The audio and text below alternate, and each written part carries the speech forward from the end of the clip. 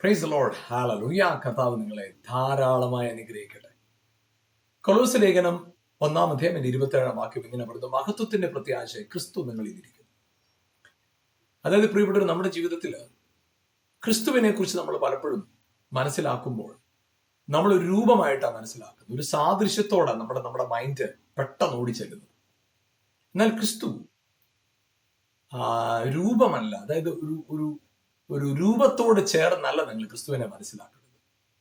ദൈവ സാന്നിധ്യം അഥവാ ദൈവശക്തി, ദൈവത്തിന്റെ നേച്ചറാണ് ക്രിസ്തു. അതായത് ആർക്കും അടുത്തുകൂടാൻ കഴിയാത്തതായി വെളിച്ചത്തിൽ വസിച്ചിരുന്നവനായ ദൈവം ആർക്കും അടുത്തു വരാൻ ഇഷ്ടമില്ലാത്ത നമ്മിൽ വന്ന് വസിച്ചവനാണ് ക്രിസ്തു. അതെ, നിങ്ങൾ ക്രിസ്തു വസിക്കുന്നത് അതെല്ലാവരിലും. ഒരു വ്യക്തിയുടെ ജീവിതത്തിനകത്ത് ക്രിസ്തുവിനെ കുറിച്ചുള്ള തിരിച്ചറിവില്ലായ്മ കൊണ്ടാണ് പലപ്പോഴും തകർന്നു പോകുന്നത്. എപ്പോഴാണ് എൻ്റെ അകത്ത് ക്രിസ്തു വസിക്കുന്ന ബോധ്യം ഉണ്ടാകുന്നത്, അവന്റെ സാഹചര്യം മാറും.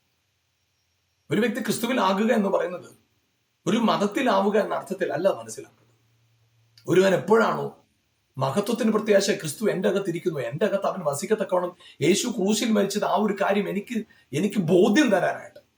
അതായത് എൻ്റെ അകത്ത് കുറ്റബോധം കിടക്കാറ്, ഞാൻ പാപം ചെയ്തു, ഞാൻ കൊള്ളത്തില്ലാത്തവനാണ്, ഞാൻ അകൃത്യത്തിൽ ജനിച്ചവനാണ്, ഞാൻ ശപിക്കപ്പെട്ട ഒരു കുടുംബത്തിൽ ജനിച്ച ആളാണ്, എനിക്ക് എന്നെക്കുറിച്ച് നെഗറ്റീവും, ഞാൻ ചെയ്ത തെറ്റുകൾ, എൻ്റെ പൂർവ്വപിതാക്കന്മാർ ചെയ്ത തെറ്റുകൾ, ഞാൻ ജനിച്ച സാഹചര്യങ്ങളൊക്കെ പഴി പറഞ്ഞ് ജീവിക്കുന്ന എൻ്റെ ജീവിതത്തിനകത്ത് എൻ്റെ ജീവിതത്തിനകത്ത് വിലാസം തരാൻ, എൻ്റെ അവസ്ഥയെ മാറ്റിമറിക്കാനായിട്ട് യേശു ക്രൂശിൽ മരിച്ചു, ഉയർത്തെഴുന്നേറ്റ് ഇന്നും ജീവിക്കുന്നു എന്ന ഒരു വ്യക്തിയുടെ ബോധ്യമാണ് ക്രിസ്തുവിലാകുക എന്ന് പറയുന്നത്.